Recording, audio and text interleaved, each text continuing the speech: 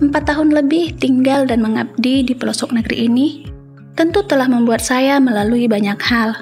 Suka duka, rintangan, keterbatasan, serta berbagai macam tantangan telah mengantarkan saya bisa mengenal yang namanya pengalaman.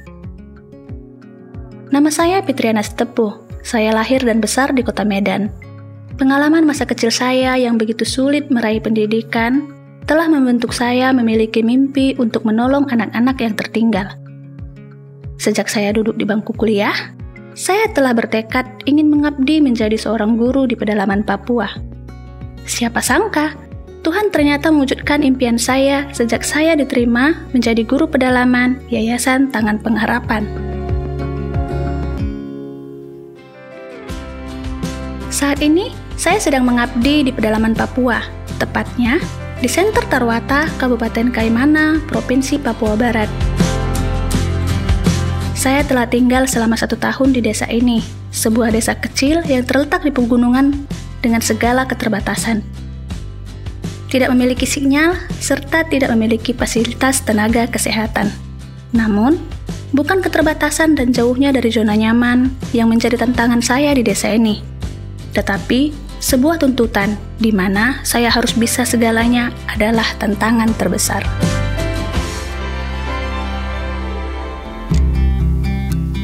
Meskipun saya ditugaskan menjadi seorang guru, namun faktanya saya tidak sekedar seorang guru. Tidak adanya fasilitas kesehatan membuat setiap masyarakat, baik anak sekolah maupun orang tua, akan datang ke rumah guru untuk meminta obat jika sakit.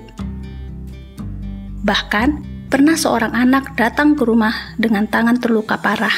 Keempat jari tangannya hampir putus terpotong. Saya yang fobia dengan darah tentu tidak mampu melihat luka yang begitu besar.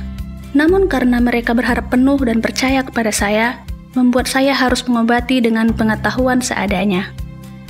Keadaan mereka yang bergantung penuh kepada saya jika sakit, membuat saya harus belajar mengobati luka dan memahami obat-obatan. Tidak hanya membantu di bidang kesehatan, saya juga berusaha mengubah ekonomi masyarakat dari segi pertanian. Masyarakat di sini biasanya hidup dengan bergantung penuh dari hasil kebun untuk makanan sehari-hari, tanpa pernah menjual hasil panen. Terbiasa dengan keterbatasan membuat mereka tidak pernah berpikir untuk memiliki penghasilan maupun tabungan. Itulah sebabnya saya sangat ingin membuat masyarakat di desa ini menjadi seorang petani yang tidak sekedar memenuhi kebutuhan, namun menjadi seorang petani yang berpenghasilan, yaitu dengan cara memberi contoh nyata bagi mereka.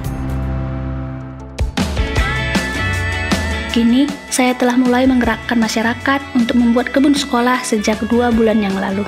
Meskipun belum memiliki hasil yang maksimal, namun saya bersyukur kini hasil kebun sekolah kami telah mampu memenuhi kebutuhan sayur-sayuran untuk feeding anak-anak Senter Tarwata setiap bulannya.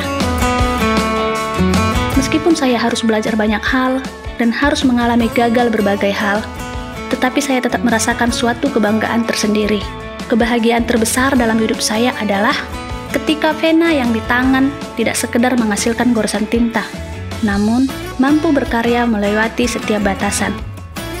Inilah kisah pengabdian saya di Papua, tanah yang begitu kaya akan tradisi serta segudang kisah di dalamnya. Terima kasih kepada para donatur yang telah setia mendukung program Feeding and Learning Center di Tarwata, Kaimana, Papua Barat. Helping people live a better life.